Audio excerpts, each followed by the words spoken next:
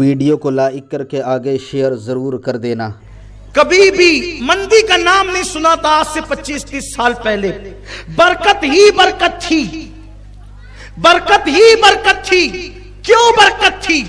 اس کی اصل وجہ تو اللہ جانے، اس کا رسول، اس کے بتائے سے اور اس کے مقبول بندے جانے، لیکن میرے جو سمجھ میں آتا ہے وہ یہ ہے کہ ہر جمعرات کو ہر مسلمان کے گھر میں چاہے پانی ہو، چاہے شکر ہو، چاہے میٹھی چیز ہو، اس کے نام، چاہے وہ جمعرات کے دن رسول اللہ کے نام پہ، غوث پاک کے نام پہ، غریب نواز کے نام پہ، اولیاء اللہ کے نام پہ، ہر جمعرات کو ہر گھر میں فاتحہ ہوتی تھی۔ اب ہر گھر میں فاتحہ ہونے کی برکت کیا تھی؟ جب نبی کا نام گھر میں لیا جاتا تو نبی کا نام فاتحہ کے بہانے گھر میں لیا جاتا تو اس کی برکت کیا ہوتی تھی؟ آدم نے جب نام محمد لیا تو اللہ نے ان کی مشکل کو دور کر دیا۔ ہم نام محمد فاتحہ کے نام پہ جب ہر جمعرات گھر میں لیتے تھے تو اللہ اس کی برکت سے مصیبتوں کو دور فرما دیا کرتا۔ غوث پاک کا نام لیا جاتا تھا، غریب نواز کا نام لیا جاتا تھا۔ میرے آقا فرماتے، عبداللہ ابن عباس کی روایت ہے کہ اصحاب کہف کا نام لیا جائے تو گھر میں چوری نہیں ہوگی، آگ نہیں لگے گی۔ ارے اصحاب کہف کا نام لے لو تو اتنی برکت ہوتی ہے۔ خود محمد رسول اللہ اور ان کی اہل بیت کا نام لو، ان کے اصحاب کا نام لو تو گھروں میں برکت نہیں ہوگی تو کیا ہوگی؟ جب سے تم نے بند کر دیا نا ایصال ثواب، پھر دیکھو تمہارے گھروں کا حال کیا ہوگی۔ نفل کام ہے، فرض نہیں ہے، کوئی واجب نہیں ہے، لیکن ہر نفل کام چھوڑا نہیں جاتا۔ ضروری نہیں ہے لیکن غیر ضروری بھی نہیں ہے، ضروری نہیں ہے لیکن غیر ضروری بھی نہیں ہے۔ ہمارے بچپن میں ہم دیکھتے تھے ہر جمعرات کو گلی گلی شیرنی تقسیم ہوتی تھی۔ بانٹنے والے بنو۔ آقا فرماتے ہیں جب تک تم اپنے بھائی کی مدد کرتے رہو گے اللہ تمہاری مدد کرتا ہے۔ اب مسلمانوں کو کیا ذہن دیا گیا؟ مت بانٹو، ہڑپ کرو، کھاتے جاؤ، اس کا چھین کھاؤ، اس کا چھین کھاؤ، اس کا لے ڈوبا، اس کا لے ڈوبا۔ ارے مسلمان دینے آیا، چھیننے نہیں آیا۔ تو یہ بزرگان دین کا طریقہ ہے۔ اچھا ایک اہم بات، اس کا فائدہ کیا؟ کچھ لوگوں کو ایسا لگتا ہوگا یار آج یہ بیٹھ کر کے صرف کھانے پینے کی بات کر رہے ہیں، اسلام میں کھانے پینے کا کیا فائدہ؟ یہ اچھی اچھی غذائیں تم بنا بنا کر پکا پکا کر کھاتے کھلاتے ہو۔ میرے بھائی اس کی حکمت یہ ہے، بہت سارے غریب مسلمان ایسے ہیں جو سال بھر پوریاں پکانے کا کبھی سوچ بھی نہیں سکتے، وہ امام جعفر صادق کی نیاز کی برکت سے ان غریبوں کو پوریاں نصیب ہو جاتی۔ بہت سارے غریب ایسے ہوتے ہیں جو اچھی اچھی ڈش بنانے کا سوچ بھی نہیں سکتے، لیکن نیاز اور لنگر کے نام پہ ان کے پیٹ میں وہ کھانا چلا جاتا ہے۔ تو کبھی تو کسی کا دل خوش کرو، کبھی تو کسی کو اور یہ بات یاد رکھنا، کھلا کر جتنا سکون ملتا ہے اتنا کھا کر سکون نہیں ملتا۔ مومن کی شان ہے وہ اپنا لقمہ دوسرے کے منہ میں ڈالتا ہے۔ تو میرے آقا علیہ السلام کے پیارے دیوانوں بات دور نکل گئی، عرض یہ کر رہا تھا کہ ایک کا عمل دوسرے کو فائدہ پہنچاتا ہے۔ آخری حدیث اس پہ تفسیرہ کر کے بات ختم۔ ایک صحابی کا انتقال ہوا، اب دھیان سے سننا، اس پہ بات ختم ہوگی۔ ایک صحابی کا انتقال ہوا، ان کے انتقال کے بعد ان کے میت میں، ان کے جنازے میں اللہ کے رسول علیہ السلام نے خود شرکت فرمائی۔ حدیث پاک کا مفہوم ہے جب ان کو قبر میں دفن کر دیا گیا، جب قبر میں ان کو دفن کر دیا گیا، مٹی ڈال دی گئی، تو آقا کریم صلی اللہ علیہ وآلہ وسلم ان کی قبر پر موجود رہے۔ جب آقا کریم صلی اللہ علیہ وآلہ وسلم قبر پر موجود رہے تو صحابہ نے کیا دیکھا؟ اچانک اللہ کے رسول صلی اللہ علیہ وسلم کے چہرے پر ایک عجیب سی ناگواری کے آثار، بظاہر پریشانی کے آثار نظر آئے۔ اس کے بعد اللہ کے حبیب صلی اللہ علیہ وسلم نے کہا سبحان اللہ سبحان اللہ الحمدللہ الحمدللہ اللہ اکبر اللہ اکبر۔ اللہ کے رسول علیہ الصلوۃ والتسلیم نے قبر بننے کے بعد تھوڑی دیر گزری، حضور قبر پر کھڑے ہوئے تھے، چہرے پر آثار ظاہر ہوئے افسردگی کے۔ سرکار نے تسبیح پڑھی، تکبیر پڑھی، اللہ رب العزت کی کبریائی بیان کی۔ پھر کیا ہوا؟ آقا کریم صلی اللہ علیہ وسلم کا چہرہ کھلنا شروع ہوا اور ایسے کھل گیا جیسے گلاب کھلتا ہے یا 14ویں رات کا چاند جیسے تمتماتا ہے، ویسے حضور کے چہرے پہ خوشی کے آثار ظاہر ہوئے۔ پھر حضور وہاں سے نکلے۔ بہت عبرت والی بات ہے۔ صحابہ نے پوچھا آقا آپ نے جب یہ میت دفن ہو گئی اور آپ کھڑے تھے تو آپ کے چہرے کا رنگ اچانک بدل گیا، سرکار اس کی وجہ کیا تھی؟ پھر آپ نے تکبیر پڑھی، تسبیح پڑھی، رب تبارک و تعالیٰ کی کبریائی بیان کی، اللہ کی حمد بیان کی، پھر آپ کے چہرے پہ خوشی کے آثار ظاہر ہو گئے۔ آقا ارشاد فرماتے ہیں تمہارے اس نیک بھائی کو جب اس کی قبر میں رکھا گیا تو اس کی قبر تنگ ہو گئی تھی، اس کی قبر نے اس کو دبانا شروع کیا، قبر تنگ ہو گئی تھی۔ جب میں نے قبر کو تنگ دیکھا تو میں نے اللہ کی تکبیر پڑھی، رب کی حمد کی، رب کی تسبیح بیان کی، اللہ اکبر۔ آقا ارشاد فرماتے میری تکبیر پڑھنے اور تسبیح پڑھنے کی برکت سے اس کی قبر پھر کشادہ ہو گئی، اس کی قبر کشادہ ہو گئی، ایک مسئلہ حل ہو گیا۔ حضور علیہ السلام نے ان کو ایصال ثواب کیا تکبیر پڑھ کے، تو بولو ان کو جو قبر تنگ ہوئی تھی وہ کشادہ ہوئی کہ نہیں ہوئی؟ تو اس طریقے سے مردے کو ثواب پہنچا کہ نہیں پہنچا، ایصال ثواب ثابت ہوا کہ نہیں ہوا؟ لیکن ایک خاص بات آج آپ کو یہاں بھی سمجھنا ہوگا، وہ قبر کے اندر لیٹنے والا کوئی معمولی انسان نہیں تھا، قبر کے اندر جانے والا کوئی معمولی انسان نہیں تھا۔ وہ کون تھے؟ میرے رسول کے صحابی تھے، میرے آقا کے صحابی تھے۔ صحابہ کرام نے پوچھا، آقا نے کیا کہا پتہ ہے؟ تمہارے اس نیک بھائی پر، تمہارے اس نیک بھائی پر، یعنی وہ گنہگار نہیں تھے بلکہ وہ نیک تھے، پھر ان کی قبر تنگ کیوں ہو گئی؟ ان کی قبر شارٹ کیوں ہو گئی؟ ان کی قبروں نے ان کو دبایا کیوں؟ اللہ اکبر۔ قبر تنگ ہونے کی وجہ کیا تھی؟ تو صحابہ نے عرض کیا، آقا جب یہ نیک ہے تو ان کی قبر تنگ کیوں ہوئی؟ قبر تنگی کی وجہ کیا ہے؟ تو آقا ارشاد فرماتے ہیں، حدیث پاک کا مفہوم ہے کہ یہ بڑا نیک تھا لیکن یہ پیشاب کے چھینٹوں سے نہیں بچتا تھا۔ بعض مفسرین نے لکھا ہے کہ اصل میں وہ صحابی بکریاں چراتے تھے، اور بکری چراتے چراتے کبھی کبھی لاشعوری طور پر بکریاں جب پیشاب کرتی تھی تو وہ پیشاب کے چھینٹے ان کے کپڑوں پہ لگ جاتے تھے، ان کے بدن پہ لگ جاتا تھا، یعنی وہ پیشاب کے چھینٹوں سے نہیں بچتے تھے۔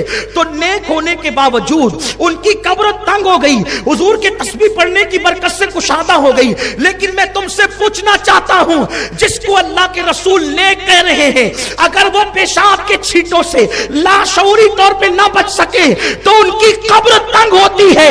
تم تو کھڑے کھڑے پیشاب کرتے ہو، فلموں میں جاتے ہو، جمعہ کے دن بیٹھ کر کے پیشاب کرنے کا انتظام نہیں ہوتا، کھڑے کھڑے پیشاب کرتے ہو، بغیر طہارت کے رہتے ہو، غسل جنابت فرض ہو جاتا ہے، اسی حالت میں دن بھر گزر جاتا ہے، دو تین دن گزر جاتے ہیں۔ اور پھر مجھے بتاؤ، اگر کوئی پیشاب کے چھینٹے سے نہ بچے تو صحابی رسول کی قبر امت کی عبرت کے لیے تنگ کی جا رہی ہے۔ پیشاب کے چھینٹے کیا ہے؟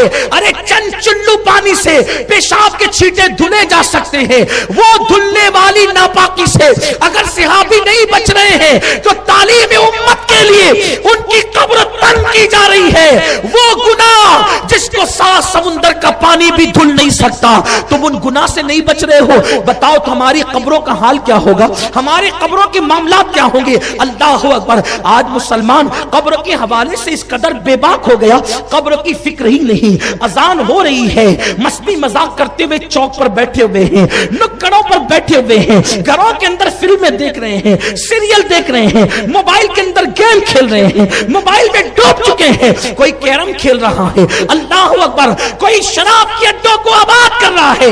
ارے بکری کے پیشاب کے چھینٹے اگر قدم پر لگ جائے، جسم پر لگ جائے تو قبر تنگ ہو رہی ہے۔ وہ شراب جو پیشاب کی طرح ناپاک ہے، تم اپنے حلق کے اندر اتارو گے تو تمہاری قبروں کا انجام کیا ہوگا، تمہاری قبروں کا حال کیا ہوگا؟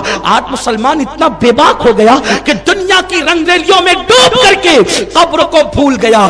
یاد رکھنا، قبر وہ قبر ہے جہاں پر کسی کا خاندان نہیں دیکھا جاتا، قبر وہ قبر ہے اللہ اگر جہاں کسی کی خوبصورتی نہیں دیکھی جاتی، کسی کی وجاہت نہیں دیکھی جاتی، کسی کی مال و دولت نہیں دیکھی جاتی، قبر انسان کو چاروں طرف سے دباتی ہے۔ اللہ کے رسول علیہ الصلوۃ والتسلیم فرماتے ہیں کہ جب بے نمازی کو اس کی قبر میں رکھا جاتا ہے تو جب قبر اس کو چاروں طرف سے دباتی ہے تو چاروں طرف سے اس کی پسلیاں آپس میں ایسے مل جاتی ہے۔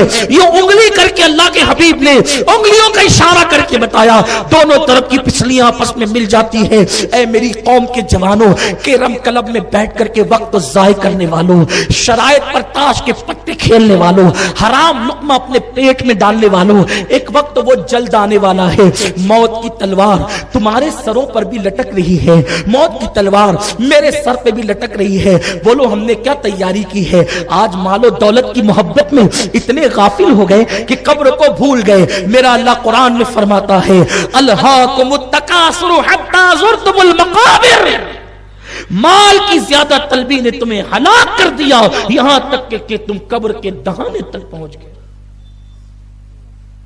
آج نہ حلال دیکھا جا رہا ہے نہ حرام دیکھا جا رہا ہے، الگ الگ انداز سے کاروبار کیے جائے. اگر مال کمانے کے لیے کسی کا قتل کرنا پڑے تو آج کا مسلمان قتل بھی کر رہا ہے. مال کے لیے کسی کا گھر اجاڑنا پڑے تو آج کا مسلمان گھر بھی اجاڑ رہا ہے. مال کمانے کے لیے اللہ رسول کی نافرمانی کرنی پڑے تو آج کا مسلمان اللہ رسول کی نافرمانی بھی کر رہا ہے. میرے بھائیوں آخر بتاؤ تو کتنی گارنٹی لے کر آئے ہو؟ کب تک جیو گے؟ حلال مال کمانے والے مال اپنی قبروں میں نہیں لے جائیں گے تو حرام کمانے والے لے جائیں گے اپنی قبر میں مال. کیوں جا رہی ہے میری قوم نشے کی طرف؟ کیوں جا رہی میری قوم حرام کی طرف؟ لوگوں کا حال ہی ہو گیا 10 روپے قرضہ دے کل 15 لا کر کے دوں گا، یہ سود ہے. کچھ تو ایسے نکامے ہیں کہ بیٹھے رہتے ہیں ہوٹل پہ، ہوٹل کی کرسیاں توڑتے رہتے. بیوی جائے برتن جھاڑو کرنے اور یہ ننگے نواب، یہ اپنی استری نہیں ٹوٹنی چاہیے. اسلام بوجھ بننے کی بات نہیں کرتا، اسلام بوجھ اٹھانے کی بات کرتا ہے. مرد وہ نہیں ہے جو بیوی کی تنخواہ پر گزارا کرے، مرد وہ ہے جو خود کما کر کے دوسروں کا بوجھ اٹھائے. لوگ بڑی بڑی باتیں کرتے ہیں، حرام مال کماتے ہیں، بیٹھے رہیں گے وہ آ رہا ہے، وہ نہیں ہے وہ ہے، وہ نہیں ہے وہ ہے. اچھا شرط لگا، وہ نکلا تو تو چائے پلائے گا. اسلام میں شرط لگانے کی کیا گنجائش؟ نہیں، کچھ نہیں. کچھ لوگ ایسے گھنٹوں گیم کھیلتے موبائل پہ بیٹھے ہوتے، کھلونا بنا لیا موبائل کو. ناجائز ہے، ٹائم برباد کر رہے ہو. سوچو قبر، صحابی رسول کی قبر صرف پیشاب کے چھینٹوں سے نہ بچے، قبر تنگ ہو گئی. اور صحابی کسے کہتے ہیں؟ اولیاء سے بڑا مرتبہ صحابہ، بڑے سے بڑا ولی صحابی کے قدم تک نہیں پہنچ سکتے. جب ان کی قبر صرف پیشاب کے چھینٹے سے، وہ بھی جان بوجھ کے نہیں، لاشعوری طور پر. ہماری قبریں کیا ہوگی؟ ہم نے تو شراب کو حلق کے اندر ڈالا ہے جو پیشاب کی طرح ناپاک ہے. وہ کتا گولیوں کی نشے میں ڈوبے، لت میں ڈوبے، سود کے ناپاک حرام لقمے اپنے حلق کے اندر ڈالے، کسی کا قتل کیا، کسی کا دل دکھایا. جانتے ہو اگر قبر کی تیاری کرو گے تو بھی مرنا ہے اور تیاری نہیں کرو گے تو بھی مرنا ہے.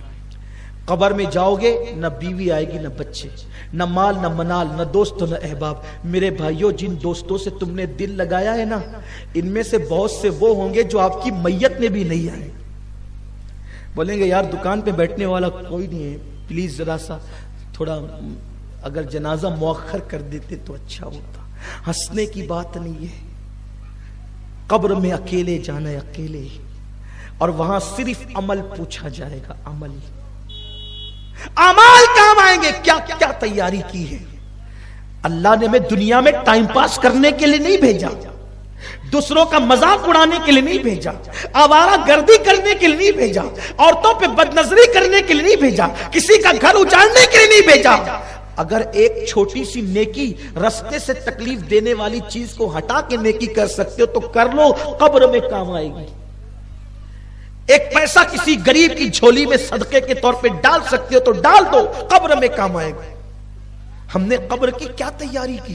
اللہ کے حبیب صلی اللہ علیہ وآلہ وسلم فرماتے ہیں قبر جنت کے باغوں میں سے ایک باغ ہے یا جہنم کے گڑوں میں سے ایک گڑا ہے. تم پر چھوڑ دیا گیا، اب تم اپنی قبر کو کیا بناتے ہو بناؤ.